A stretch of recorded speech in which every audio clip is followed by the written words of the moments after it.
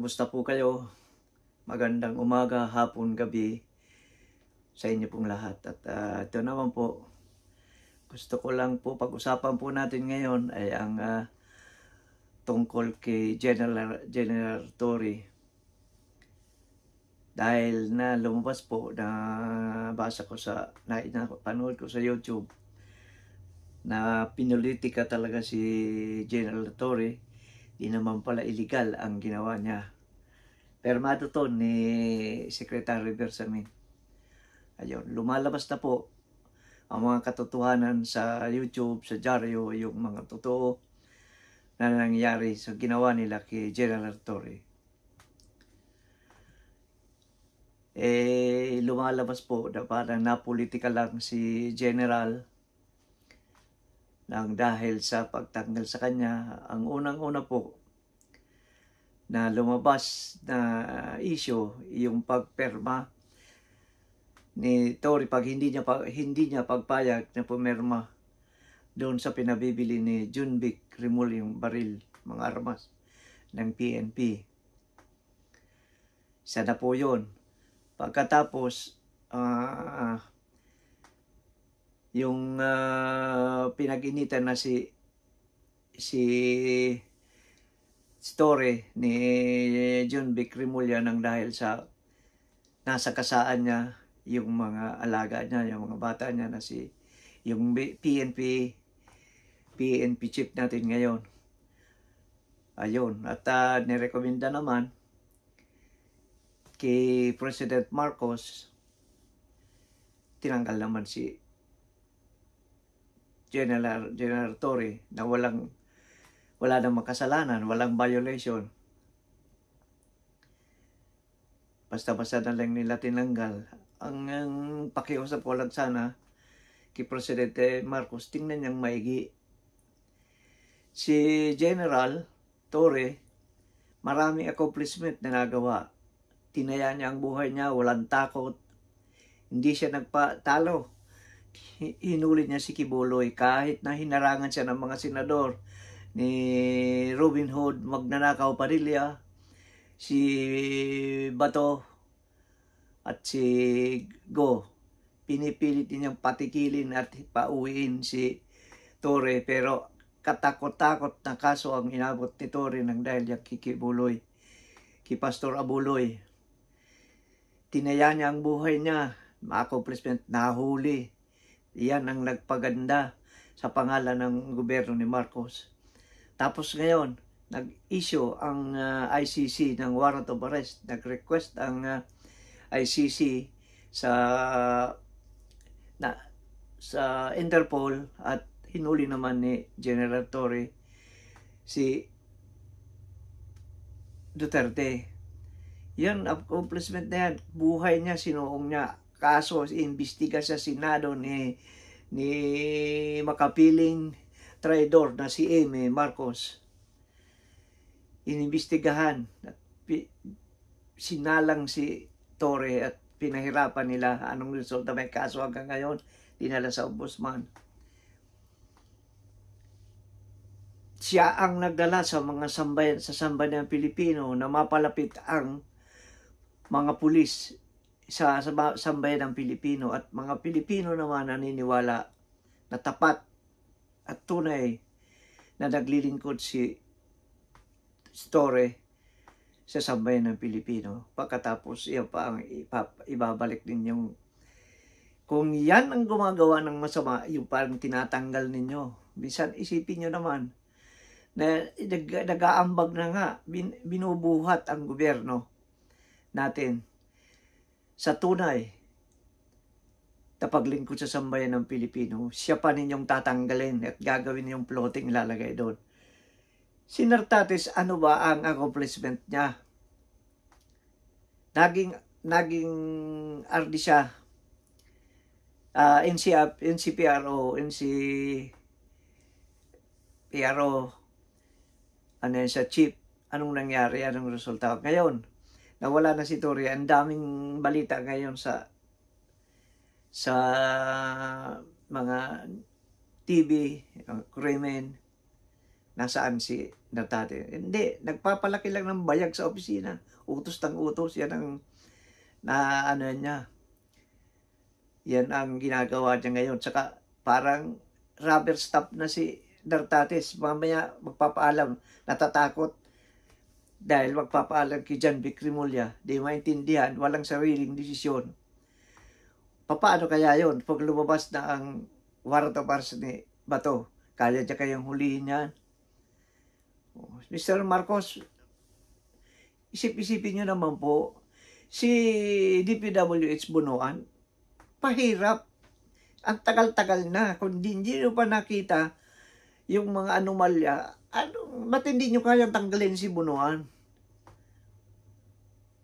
Diba? Siya ang responsibilidad lahat nangyayari. Tapos ngayon nagpapapil pa si Bunuan na makukulong. Siya ang dapat makulong at siya ang dapat matanggal pag bayaran niya, ginawa niya. Hindi yun. Grabe, ano ba talagang nangyayari na dyan, Mr. President, sa Pilipinas? Yan po bang gumagawa ng katinuan at naglilingkod ng tapat sa gobyerno mo at sa sambayan ng Pilipino ay iyong tatanggalin ninyo? Papalitan nyo ng inutil at walang silbing PNP chief? Ano po ang accomplishment niya? Porque po ba kababayan nyo, taga doon sa inyo, iyon ang pinalit mo? Isip-isipin nyo naman po, maraming ginawa si Torre, pero hanggang tinanggal nyo, sumababa ang loob sa inyo, hindi. Pero isipin nyo naman po, sabi ko nyo nga, magbayad naman kayo ng utang na loob sa tao. Papakinabangan mo yung tao, tapos bigla mong tatanggalin. Siya ang pinaka-PNP chief na araw lang, tinanggal mo na kaagad. Walang dahilan, walang violation. Oh. Ngayon, pepersahin nyo mag-early retirement para makuha niya yung 4-star, mapalit dun sa inutil mong PNP. Grabe naman. Politika po, kalasunod kay John Vic Rimulya. Ano naman ang accomplishment yan? Ano naman ang nagagawa niya? Ini-interview nga siya, utal-utal siya eh. Tinuturo kayo palagi. Oh. Ano ay pagpapakita siya? Tanggalin nyo. Yung taong walang silbi, ikaw nga nagsabi. Oh. Ang taong walang silbi, tinitingnan mo yung accomplishment sa kayo ginagawa, masipag, nagtatrabaho. Si John Vic, buntot lang yan. Ini-interview lang nga. Basta doon sa Senate hearing ni Amy, anong itsura niya doon? Diba? Tulala. Wala naman, yan. Mabuti pa yung kapatid niya, talagang matindi magsasagot eh. Siya nakaupo lang siya, nagpapalaki ng bayag niya. Mr. President po, nasa sa inyo po yun. Kaya lang po ang sinasabi lang po namin na pag ganun ang nangyayari pala sa Pilipinas, na yung mga nagtatrabaho na naglilingkod na tapat sa sambayan ng Pilipino, na walang korupsyon, yung tinatanggal ninyo. Isipin nyo po yun at mawawalaan ng kredibilidad at paniniwala sa iyo ang taong bayan. Kami po nagmamasid lang, as lalo na po kami rito sa ibang bansa. Mga OFW po kami. Nagmamasid lang po kami sa nangyayari dyan. Pero sana po, idiretso nyo na yung matuwid na landas na didadahak nyo. Hindi po sumusunod kayo sa mga rekomendasyon na mga inutil na mga politiko na nakakabit sa laylayan ninyo na wala naman mga silbi. Tingnan nyo po at pakinggan nyo rin po ang taong bayan sa YouTube. Grabe po ang inanakit ng taong bayan nung tinanggal nyo si General Torre. Ako nga po, hindi naman ako naglalabas sa nanonood lang ako, pero hindi na ako nakatiis. Hindi na ako nakatiis kahit na bago ako, nahirapan ako magkomento. Di ko po kaya, sa dibdib ko pumapasok na po ang sama ng loob ko sa nangyayari dyan sa Pilipinas. Na sana po, sobra na po ang paniniwala ko sa iyo dahil marami ka ng accomplishment, Mr. President. Sana po, pakinggan mo naman ang taong bayan. Huwag po ganun, natatanggalin nyo si CNN. Pakita po, porque kababayan niya si Nartatis. Pakita niya kung anong accomplishment. Islabas niyo po yung accomplishment niya. Para po malaman ng taong bayan na tunay na siyang talagang maging maging pinuno ng PNP. Huwag po na gamitin sa pasipsipan, lakasan tuta-tuta, bata-bata.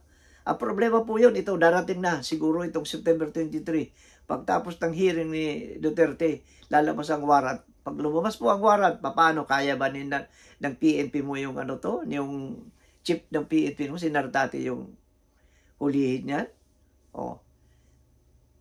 Takot yan eh. Bata yan ni Imelda, ng kapatid mo. Pagkatapos ngayon, ano ngayon, pag sinabihan siya, wala. Hindi yan katulad ni General Torre na talagang walang sinasanto. Sana po, Mr. President, maintindihan mo yung totoong nangyayari na politika, malinaw pong politika ang ginagawa. Ang ginawa ninyo kay General Torre. Malinaw po, malinaw na unang-una po, walang violation kayong binaba.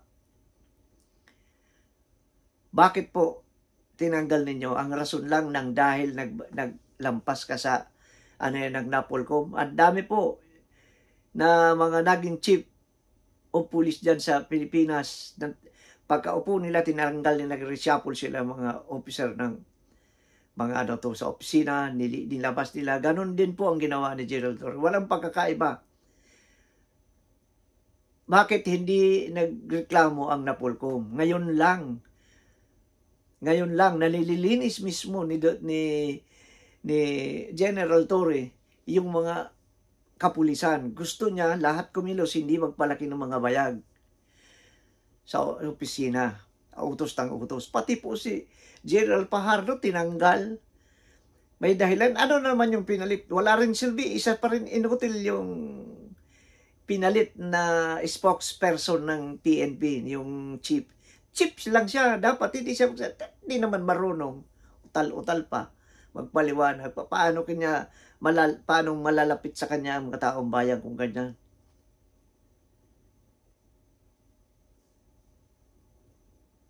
Bakit po ganun ang nangyayari dyan sa atin sa Pilipinas? Kami po na nandito sa ibang bansa, malungkot po, sobrang lungkot. Sobrang lungkot sa amin sa nangyayari dyan sa inyo. Malayo kami, pero araw-araw namin nakikita dito sa YouTube, sa balita. Yan ang nangyayari na. Nasisira po tayo sa bansa, ibang bansa. Katulad dito sa Amerika, pinag-uusapan na bakit tinanggal si Torre? Inutil pag may kasalanan pala, hindi gumagawa. Pag natawaan yung bata-bata, tatanggalin pag yung nagagawa. Ibang klase na yung Pilipinas ngayon. Sana po hindi masira yung paniniwala sa iyo, Mr. President, ng taong bayan. Gagawa niyo po ito ng paraan para manumbalik ang paniniwala sa inyo. Marami pong salamat. Hanggang po sa susunod na naman. Kasi siya na po at medyo yung sama lang na loob ko, nilabas ko, yung komento ko. Tapos pangalawa, talagang hindi naman po ako tunay na vloggers. Napalabas lang po ako dahil sa mga nangyayari dyan sa Pilipinas. Gusto ko rin po ilabas yung nasa loobing ko. Maraming salamat po. Magandang gabi. Ingat po kayo dyan. Maraming salamat.